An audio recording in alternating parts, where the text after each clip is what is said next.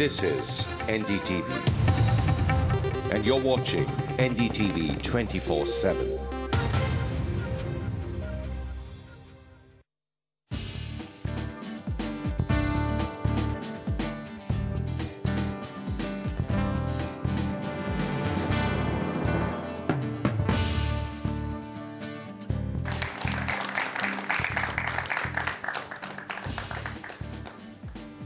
Good evening and welcome to Left, Right and Centre. I'm Nidhi Razdan. Tonight, it's a face-off between the government and the judiciary. Strong comments made by the Supreme Court today, just days after the Prime Minister expressed concerns about the judiciary encroaching on the executive's authority. Is the judiciary overstepping, or in the age of scams, is this what is needed? Also, the BJP made an interesting comment that Egypt could happen in India. We asked them how.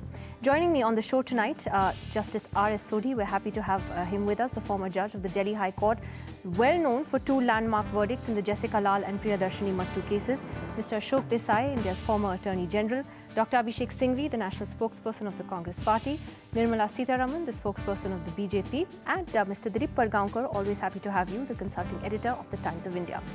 Now let's get straight to our top story tonight. In a strongly worded observation, the Supreme Court today said that no government wants a strong judiciary.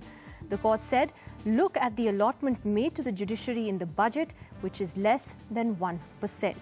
Now this face-off comes at a time when the government fights itself on the mat by the Supreme Court on a range of issues, from the 2G scam to the CVC's appointment to black money.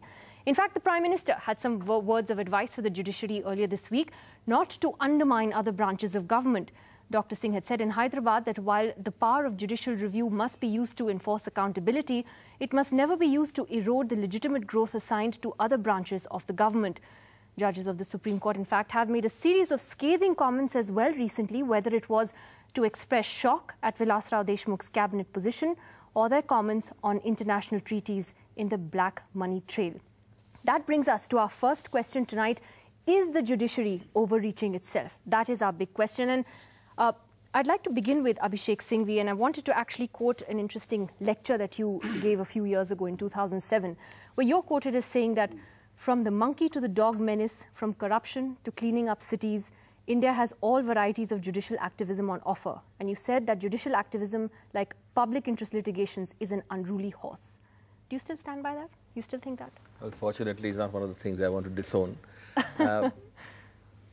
I think, first of all, don't use this one comment in a court proceeding as something very big. I think this is just one comment, perhaps a little bit out of context.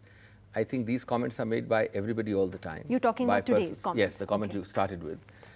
By members of the judiciary, by members of the legislature, by members of the executive. I happen to be a bit of an unenviable position in having been an insider in all three in some form or the other. And I can tell you in parliamentary committees, there are very strong comments about the judiciary. The judiciary likewise has sometimes strong comments about other things. I think 2 or 3 things have to be seen. One is India clearly has one of the most powerful, one of the most activist, one of the most dynamic judiciaries, and that could not have happened without broadly the system supporting it. We are not a totalitarian system.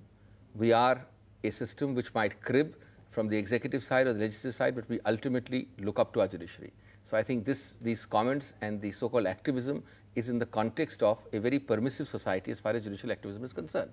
And that's something good. Nobody's criticizing. So therefore, what did the Prime Minister mean by his comments? I think the Prime Minister's speech, which is very easily available, has absolutely nothing which detracts from the basic rule that there will be, of course, unintended excesses from each organ, and especially the judiciary, because it has the last word in most things. But equally, people must be conscious. I think it's a question of being conscious.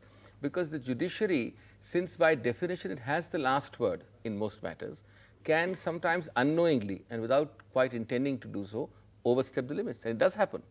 It's a frank comment to make. And the judicial organ's power itself gets diluted when sometimes an overstepping is done. So but you realize that given the context of the times we live in, when the government is on the mat on so many issues, the Supreme Court has been very, very critical on so many issues. So the Prime Minister's comments therefore attracted much more attention than the Prime Minister's speech has to be seen overall. He has strongly supported, and he's talked of rule of law. He's endorsed the fact that the judiciary is a great bulwark of independence in our country. He has commented very, very positively on the judiciary, and equally, as the executive head of the government, he has a right to say what he said, and he said it most I think discreetly, most properly, in a most balanced So form. no more unruly horses.